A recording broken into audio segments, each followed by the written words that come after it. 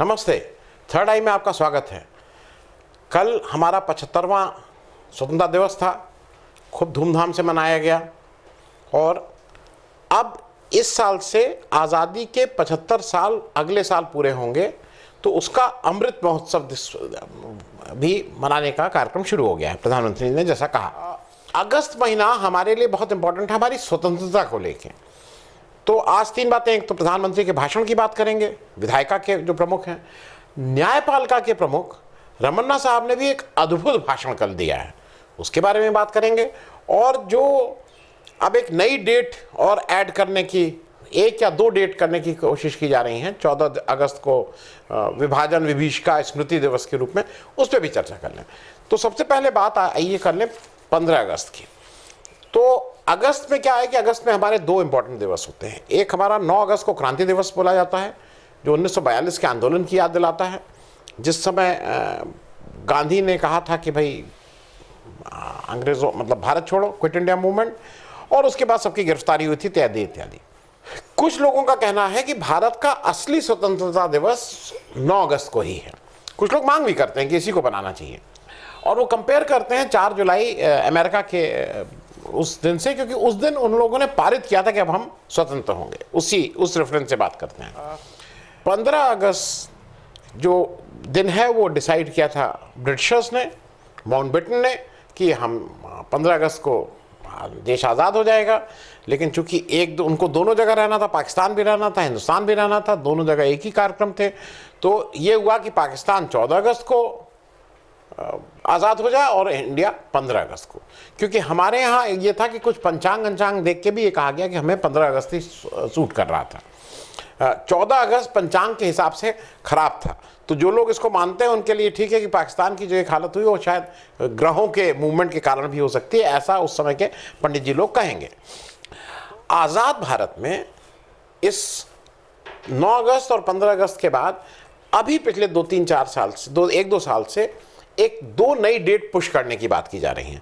मैं उस पर भी बात करूंगा। वो डेट है 5 अगस्त और 14 अगस्त। तो जब 14 अगस्त की डेट पे बात करेंगे तो उस पर भी बात कर लेंगे। अब अभी सबसे बड़ी बात यह है कि ये जो हम लोग उस दिन स्वतंत्रता दिवस मनाते हैं, तो उसमें बोला जाता है झंडारोहण। मैं आपको एक अलग से थोड़ा सा बता दूं। और जो हम लोग 26 जनवरी जिसको रिपब्लिक डे बोलते हैं, उस गणतंत्र दिवस, उस दिन को हम लोग करते हैं झंडा फहराते हैं। तो on 15 August we hoist the flag hoisting, and we on 26 January we unfurl the flag. दोनों में फ़र्क ये है कि 15 अगस्त को जब आप होस्टिंग करते हैं, झंडारोहण करते हैं, झंडा तोलन करते हैं, तो झंडा नीचे से ऊपर जाता है और ऊपर जाके फिर खोला जाता है। जो 26 जनवरी को होता है, जिस दिन रिपब्लिक की बात है, रिपब्लिक डे हमारा होता है, उस दिन झंडा नीचे से ऊपर नहीं जाता है, झंडा ऊपर ही रहता है और वहीं खोला जाता है। तो ये दोनों एक फ़र्क है जो मुझे लगा कि आपको भी जानना ठीक है। दूसरा, एक बड़ी बात होती है कि लाल किले की प्राचीर से, from the rampart of red fort, ये एक मतलब पॉलिटिकल उसमें भाई लाल किले से उन्होंने भाषण दिया। तो वो जरा मैं आपको इसलिए जल्दी से ये भी बता दूं कि हमारे मोदी जी बहुत से रिकॉर्ड बना रहे हैं, और अच्छे रिकॉर्ड भी हैं, ख़राब रिकॉर्ड भी हैं, लेकिन वो थोड़ा उनको इवेंट वाला एक अच्छा लगता है उनको। तो जवाहरलाल नेहरू ने कुल 16 बार फ्लैग होस्टिंग की थी फ्रॉम लाल किले की प्राचीर से। सन 47 15 अगस्त को नहीं हुआ था, क्योंकि सन 47 15 अगस्त को वो वाला कार्यक्रम इंडिया गेट के पास हुआ था, वो लाल किले में 15 अगस्त 1947 में नहीं हुआ था। तो टेक्निकली 15 अगस्त को नेहरू ने 16 बार झंडा फहराया है। लाल बहादुर शास्त्री जी ने 2 बार, इंदिरा गांधी ने 15 बार, मुरारजी देसाई ने 2 बार, चरण सिंह ने 1 बार, राजीव गांधी ने 5 बार, वीपी सिंह ने 1 बार, चंद्रशेखर जी एक अकेले प्रधानमंत्री ऐसे रहे हैं जितने हमारे सारे प्रधानमंत्रियों में जिन्होंने कभी उनको झंडा फहराने का मौका नहीं मिला। पीवी नरसिम्हा राव ने 5 बार, देवे गौड़ा साहब ने 1 बार, आई के गुजराल साहब ने 1 बार, अटल बिहारी वाजपेयी जी ने 6 बार, मनमोहन सिंह ने 10 बार, और हमारे मोदी जी ने कल 8वीं बार झंडा फहराया। तो ये जैसे नेहरू से बहुत सी चीज़ें हैं ना, लोगों को है कि नेहरू ने सब गड़बड़ किया, तो एक गड़बड़ी को ठीक करने के लिए कि वो 16 बार झंडा फहराए हैं, तुम्हारे ईश्वर करे कि हमारे मोदी जी 17 बार झंडा फहराएं। और ये भी एक सोचने वाली बात है कि अभी 8 बार झंडा फहराया है। सन 2024 में जब मोदी जी इलेक्शन जीत जाएंगे, फिर सन 2029 में इलेक्शन जीतेंगे, 80 साल, अभी वो 70 साल के हो रहे हैं, सितंबर में हो जाएंगे, तब 80 साल के हो जाएंगे। लेकिन ठीक है, वो तो 2047 का जब बात कर रहे हैं, 2047 तक उनको झंडा फहराना है, तो क्या दिक्कत है? फिर तो मतलब 2047 तक झंडा फहराते रहेंगे, कोई उसमें दिक्कत की बात नहीं है। मैं अब थोड़ा, कल मोदी जी का जो भाषण था प्रधानमंत्री का, जो लाल किले के प्राचीर से, भाई मैं अपनी साफ साफ बात कहूँ, लोग अब हर एक आदमी बहुत अच्छा बहुत अच्छा, लेकिन मैं अपनी बात बताऊं, कल मोदी जी मुझे लय में नहीं दिखे। जैसे एक होता है ना, उनका फ्लो होता है, भाइयों और बहनों मित्रों, वो कल लय में नहीं थे, वो लय टूटी हुई थी। क्योंकि अब मैं जल्दी जल्दी बता दूं, कल उन्होंने कोई जो पुराने जो भी वादे किए थे, उससे पहले के जो 7 उनके भाषण थे, उनके ऊपर उन्होंने उन वादों, पुराने वादों का तो कोई जिक्र नहीं था। अब उन्होंने एक नया नारा कल दिया, सबका साथ सबका विकास, और वो पिछले 1-2 साल से उसमें एक चीज़ जोड़े हैं, सबका विश्वास। इन्होंने इस बार चौथी चीज़ जोड़ी, सबका साथ सबका विकास, सबका विश्वास, सबका प्रयास। और प्रयास के साथ साथ उन्होंने भाषण में भी बताया कि सबके राइट्स हैं तो सबकी ड्यूटीज़ भी हैं, और सबको ड्यूटी करनी चाहिए। तो एक तरह से आपके ऊपर ये भी है कि अब आप अगर अपनी ड्यूटी नहीं करेंगे जो एक्सपेक्टेड है सरकार द्वारा, तो वो भी दिक्कत होगी। तो आप सबका प्रयास भी अब इसमें जुड़ गया है। ओलंपिक खेलों पे चर्चा की, ताली बजवाई, सबसे ताली बजवाई, वो तो अच्छा हुआ। अमृत महोत्सव, स्वतंत्रता संग्राम का 75 साल का ईयर शुरू करने की बात कही। उन्होंने 2047 की भी बात कही। उन्होंने कहा कि अब एक 25 साल बाद, जब 2047 में जो भी झंडा फहराएगा, ईश्वर करे मोदी जी ही झंडा फहराएं, जो भी झंडा लेकिन उनका फहराएगा, वो आज का झंडा जो फहराया गया और इधर के जो हम लोगों ने काम किए हैं, उसके बारे में जरूर चर्चा करेगा। 100% चर्चा करेगा, इसमें कहीं कोई दो राय नहीं है। लेकिन किस रूप में और क्या चर्चा करेगा, ये तो उस दिन पता लगेगा कि वो याद करेगा, हंसेगा कि रोएगा, ये आज नहीं मालूम है। उन्होंने कविता भी सुनाई। वो कविता अगर मोदी जी द्वारा लिखी गई है तो उससे अच्छी कविता ही नहीं लिखी गई। उन्होंने सारे बहुत ही अच्छी कविता, लेकिन अगर मोदी जी द्वारा नहीं लिखी गई है तो उस कविता को वहाँ सुनाने का वो कोई मतलब बहुत मैच नहीं कर रही थी। मुझे अभी भी लगता है कि इन सब जगहों पे जो ज़्यादा फिट इन होता है ना, वो कुछ शेर व शायरी ज़्यादा होती है। तो अब चक्कर क्या है कि वो शायर कहते ही वो थोड़ा उसमें एक विशेष लोगों का वो आने लगता है, तो वो शेर तो बोलेंगे नहीं, तो इसलिए वो कविता ही बोलेंगे। तो चलिए, लेकिन कविता ऐसी थी। एक फिर से मोदी जी कल ये अपना झंडारोहण के बाद जो भाषण दिया, मोदी जी कुछ हिस्ट्री और इतिहास को अपने हिसाब से लिखते रहते हैं। तक्षशिला को बिहार में ले आएंगे, करियप्पा को पहले कर देंगे, मतलब वो जो उनका बनाएगा वो कर देंगे। इतिहास को अपने, इतिहास क्या तो साइंस को भी अपने हिसाब से कर देते हैं। वो आपको याद होगा, ऑक्सीजन उससे निकाल लेंगे, विंड मिल से ऑक्सीजन और पानी वाला, ये सब याद होगा। कल उन्होंने फिर से हमारी एक स्वतंत्रता संग्राम सेनानी रही हैं मतांगनी हाजरा ईस्ट मिदनापुर बंगाल की थी। उन्होंने सन 42 के आंदोलन में बढ़ चढ़कर हिस्सा लिया। 72 वर्ष की उम्र में उन्होंने करीब 6000 लोगों के प्रोसेशन को लीड किया, जिसमें महिलाएं ज़्यादा थीं, और वहाँ पे पुलिस से झड़प हुई। सितंबर 1942 में, वही क्विट इंडिया मूवमेंट का ही प्रोसेस था, और वहाँ पुलिस ने गोली चलाई और उस गोली चलाने से वो शहीद हो गए। और वो बंगाल की मतलब उनकी, जैसे यहाँ पे बाबू कुंवर सिंह और इस तरह से हर जगह का अपना अपना है, उसी तरह से बंगाल का वो प्राइड है। लेकिन मोदी जी ने उनको आसाम का बता दिया। अब चक्कर ये, मोदी जी ने बता दिया तो वो आसाम ही मान लीजिए, लेकिन आसाम अलग है, बंगाल अलग है, वो बंगाल का प्राइड है। और मुझे ऐसा लगता है कि थोड़ा ये जो स्वतंत्रता संग्राम सेनानी, उनको थोड़ा अगर हम लोग इज्जत और दे दें और उनको बात, उनका नाम लेने से पहले थोड़ी उस पर रिसर्च और कर लें तो बेहतर होगा। भारत, क्योंकि अब दिक्कत क्या है कि भारत छोड़ो आंदोलन का जो उसमें है, उसमें बीजेपी का कोई पार्टिसिपेशन नहीं 1942 में, तो वो समझ में उनको नहीं आता है कि कौन था कौन नहीं था। खैर, अब दूसरी बात हम लोग कर लें जो मैंने शुरू में ही कार्यक्रम में बताई थी, विभाजन विभीषिका स्मृति दिवस। मतलब अजीब सा है। अब ये जो कई लोग कह रहे हैं कि नहीं नहीं बहुत अच्छा मास्टर स्ट्रोक इसलिए कि नफरत इससे फैलेगी, जो मुझे लगता है। और जहां पे ये जिसको देख के कहा जा रहा है वो बिल्कुल स्पष्ट हो गया। मोदी जी ने ट्वीट किया, उसके बाद हमारे उत्तर प्रदेश के चीफ मिनिस्टर साहब ने भी ट्वीट किया। उन्होंने बताया कि ये जो एक मजहब के आतताई हैं, तो मजहब और आतताई जैसे बिरयानी ये सब चीज़ें यूज़ की जाती हैं, तो आप समझ सकते हैं कि किसको कहाँ एड्रेस किया जा रहा है।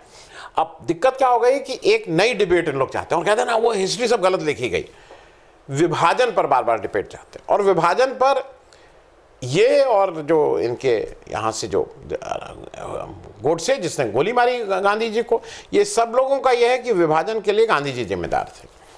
लेकिन जो जितना मैंने पढ़ा है, जितना मैंने इस ग्रंथों को देखा है, जितना मैंने किताबें पढ़ी हैं, जितना मैंने सुना है अपने माँ बाप से और लोगों से, उसमें जो विभाजन हुआ उसमें मैं ये कहूँगा कि 90% ब्रिटिशर्स ने वो काम किया। उन्होंने एक पॉलिसी के तहत, उन्होंने अपने उसके तहत हिंदुस्तान का बंटवारा किया। मूल कारण ये था कि रशा का जो साम्यवाद था, उनको लगता था कि उसको रोकना है और उसको रोकने के लिए उनको एक जगह चाहिए थी एशिया में। वो जगह उनको हिंदुस्तान में मिलती नहीं, तो इसलिए उन्होंने बंटवारा करके वो पाकिस्तान बनाया। और पाकिस्तान को में वो उनको लगा कि मैं रूस को इससे, सोवियत यूनियन को इससे रोक लेंगे। उसके बाद जो 10% है वो दो लोगों को मैं मानता हूँ, जो मुस्लिम फंडामेंटलिस्ट हैं, जिनको मुस्लिम सांप्रदायिकता जो फैलाते हैं और हिंदू सांप्रदायिकता जो फैलाते हैं। ये बिल्कुल क्लियर है, ये दो लोग उसमें ठीक से इन्वॉल्व थे। क्योंकि मैं जब आपको एक और चीज़ बता दूं, मेरे जहन से छूट गई थी, सितंबर 1942 में जब मतांगनी हाजरा की गोली लगी थी, तो उस समय बंगाल में जो मतलब जनसंघ के संस्थापक थे श्यामा प्रसाद मुखर्जी साहब, वो उप मुख्यमंत्री पद या मंत्री तो थे ही, उप मुख्यमंत्री थे कि नहीं, कुछ लोग कहते हैं उप मुख्यमंत्री, मतलब राज उन्हीं की सरकार का था। तो जब अंग्रेज जो सरकार ने गोली चलवाई थी, तो उसमें जिम्मेदारी कहीं ना कहीं उस सरकार की भी थी जो बंगाल में जिस समय श्यामा प्रसाद मुखर्जी साहब थे। मैंने कहा ये आपको भी एक रेफरेंस पॉइंट में बता दूं। अब एक चीज़ अभी हो क्या गया है कि क्यों हो रहा है, आप किसी से पूछिए। तो एक तो यह है कि जो इंडिपेंडेंस डे, स्वतंत्रता वाला दिन है, उसमें कोई 15 अगस्त को कोई रोल नहीं है, बीजेपी का किसी नेता का कोई रोल नहीं है। दूसरा यह है कि आप बताइए मुझे कि जख्म उखाड़ने से, अगर कोई जख्म जो खराब है, जो केवल जिसमें खराब ही यादें हैं, क्योंकि करीब 2 करोड़ लोग से ज़्यादा विस्थापित हुए थे, यहाँ से पाकिस्तान गए थे, पाकिस्तान से लोग यहाँ आए थे, दोनों तरफ से हुआ था, और 20 लाख के आसपास लोग मारे गए थे। ये कैलकुलेट करना मुश्किल है कि हिंदू ज़्यादा मारे गए कि मुसलमान ज़्यादा मारे गए, लेकिन दोनों लोग मारे गए, दोनों लोगों के लिए समस्याएं थी, दोनों देशों की समस्याएं थी। तो उस दर्द को फिर से उघाड़ने की क्या ज़रूरत थी? क्योंकि या तो आप शरणार्थी की उस यातना को उसको करके कुछ बात करते कि भाई ऐसा दोबारा मानवता के उसमें नहीं होना चाहिए, वो नहीं, आपने विभीषिका और क्या क्या बातें करनी शुरू की। क्योंकि आप ये भी समझ लीजिए कि क्या कौन रहा है, ये क्या वो लोग रहे हैं जो कहते हैं कि कपड़ों से किसी का धर्म पहचान लो। याद है ना ये वाली बात, याद है ना, जो कहते हैं कि शमशान से ज़्यादा कब्रिस्तान को क्यों पैसा, इस तरह की जो बातें करते हैं वो ये बात कर रहे हैं, विभाजन विभीषिका स्मृति दिवस। तो इसलिए कहीं ना कहीं बेचैनी होती है कि ये काम क्यों हो रहा है। स्पष्ट है, वो चीफ मिनिस्टर उत्तर प्रदेश के ट्वीट से भी स्पष्ट हो गया कि यूपी का इलेक्शन सामने है, एक बड़ा कारण तो ये है। दूसरा ये है कि आप एक चीज़ बिल्कुल स्पष्ट समझ लीजिए, 15 अगस्त और 9 अगस्त में कोई रोल नहीं है। अब 2 नई डेट्स मैंने शुरू में कहा था, 2 नई डेट्स बीजेपी क्रिएट कर रही है। एक डेट है 5 अगस्त और एक डेट है 14 अगस्त नई करने की। 5 अगस्त को अगर आपको याद हो तो अभी हमारे प्रधानमंत्री जी ने बार बार कहा कि वो ऐतिहासिक दिन 5 अगस्त का, जिस दिन 370 हटाया, फिर वो ऐतिहासिक दिन जिस दिन राम जन्मभूमि मंदिर का शिलान्यास किया, फिर वो ऐतिहासिक दिन जिस दिन ओलंपिक जीता। वो 5 अगस्त को, अब आप देखिएगा जब तक ये सरकार रहेगी, वो 5 अगस्त कहीं ना कहीं मनाया जाएगा। अब जब आप 5 अगस्त मना रहे हैं तो आप कहीं ना कहीं 9 अगस्त की अहमियत को कम करेंगे। उसी तरह से अब 14 अगस्त भी मनाया जाएगा, विभाजन विभीष का। अब 15 अगस्त को आपका एक बड़ा कार्यक्रम है। 14 को अगर प्रधानमंत्री के द्वारा ये हो रहा है कि नहीं इस कार्यक्रम को बड़ा करना है, तो आप खुद ही सोच लीजिए 15 अगस्त का कार्यक्रम क्या उतना बड़ा रह जाएगा? नहीं रह जाएगा। क्योंकि एक चीज समझ लीजिए, ये अंग्रेजों से हमारी साझी लड़ाई थी, एक देश था। 14 अगस्त तक पूरा भारत हिंदुस्तान एक था। अंग्रेजों से हम साथ लड़े थे। 14 अगस्त 1947 को पाकिस्तान वजूद में आया और हम आज़ाद हुए। तो इसलिए ये कहना कि वो अलग हो रहे हैं। दूसरा, मुझे एक चीज़ और लगती है कि आप इतना एक किसी से दुश्मनियाँ इतना ख़राब मत कर दो कि आंख मिलाने में भी शर्म आए। जब ईस्ट जर्मनी और वेस्ट जर्मनी एक हो सकते हैं बहुत दिनों बाद, जब कोई इस तरह के संघ की बात होती है, क्योंकि अब आने वाले समय में कुछ ना कुछ दुनिया जैसे ग्लोबलाइजेशन हो रहा है, ये लड़ाई झगड़ा को कहीं ना कहीं दबाना होगा। खैर, मैं इसलिए जल्दी से बता दूं कि 14 अगस्त को पाकिस्तान का इंडिपेंडेंस डे है। आप उसी दिन इसको कर दिए हैं। अब मान लीजिए 15 अगस्त को जो हमारे लिए बहुत इंपॉर्टेंट दिन है, उस दिन पाकिस्तान भी कुछ इस तरह का कोई दिवस मनाने लगे। मैं इसको नहीं समझ सकता हूं, क्योंकि अगर हमदर्दी की बात थी तो उसकी कोई ऑल्टरनेटिव डेट भी हो सकती थी, ऑल्टरनेटिव ढंग भी हो सकते थे।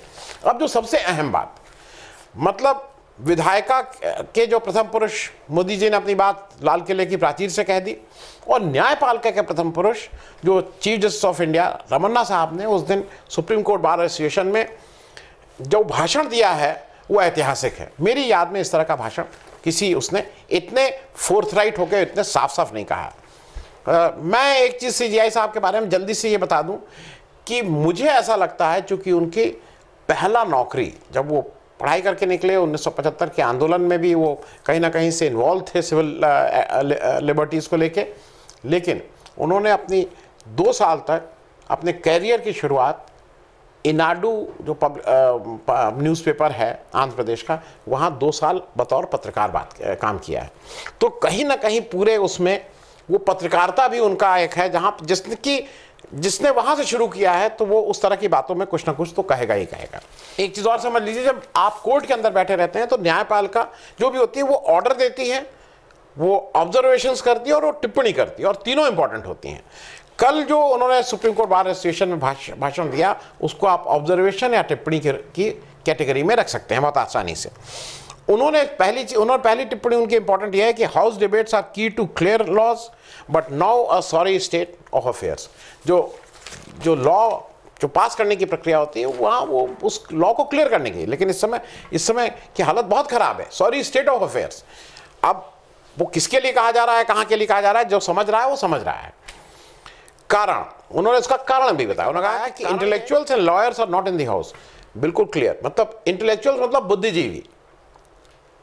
तो ये अब बुद्धिजीवी नहीं है, कौन जीवी हैं ये तो अब आप खुद ही समझिए। फिर उन्होंने कहा कि पूर्व में बहुत ही वाइज एंड कंस्ट्रक्टिव, अच्छी और पॉजिटिव डिबेट होती थी, अब सॉरी स्टेट ऑफ अफेयर्स। वही उन्होंने कहा कि no clarity on the purpose behind the legislation. कुछ पता ही नहीं लगता है कि ये आपने कानून किस लिए पास किया, कुछ नहीं पता लगता है। अब उनका कहना यह है कि जो लीगल वो है उसमें अगर आप पहले से कानून पास करते समय कुछ बता दें तो चीज़ें ज़्यादा आसान हो जाएंगी।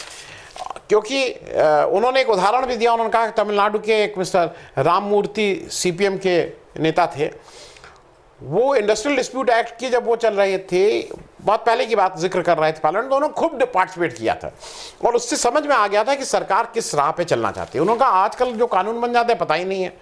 और उन्होंने नहीं कहा है, मैं अपने हिसाब से, जैसे CA/NRC में सरकार पब्लिकली कहती नहीं, ये उस समुदाय विशेष के अगेंस्ट नहीं है, अरे ये तो जनरल है, ये जनरल है। लेकिन जैसे ही वो माइक सामने से हटता है, कैमरा सामने से हटता है, उनके और उनकी टीम के सारे लोग उसी मजहब आतिताइयों को ठीक करने के लिए सब काम करते हैं, इसमें कोई डाउट नहीं है।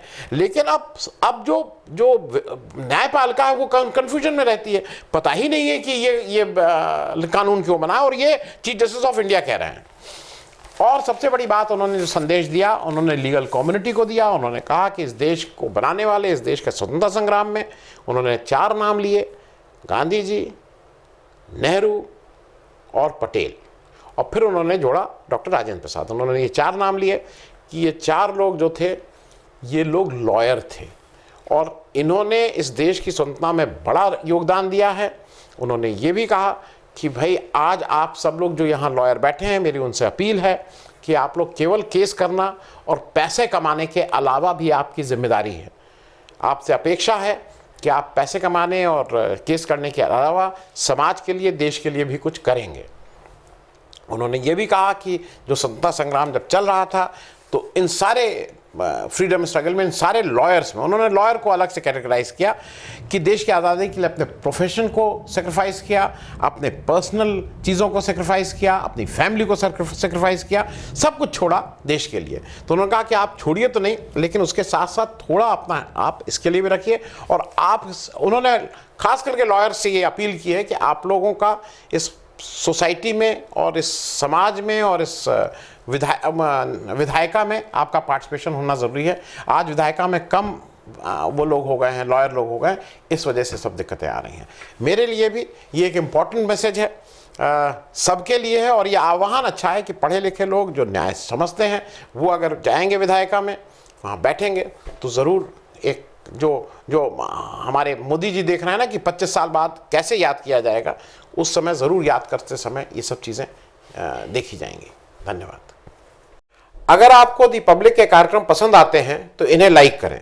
अगर आप इस वीडियो को YouTube पर देख रहे हैं तो चैनल को सब्सक्राइब करें, और अगर आप इसे Facebook पर देख रहे हैं तो दी पब्लिक के पेज को लाइक करें। अगर आप चाहते हैं कि हम निष्पक्ष पत्रकारिता को जारी रखते हुए आपसे जुड़े मुद्दों पर सवाल उठाते रहें तो हमें सहयोग करें। आपका छोटा से छोटा सहयोग भी इस मुहिम को जारी रखने में हमें ताकत देगा। डोनेट करने के लिए डिटेल्स जो हैं वो डिस्क्रिप्शन बॉक्स में दी गई हैं। धन्यवाद।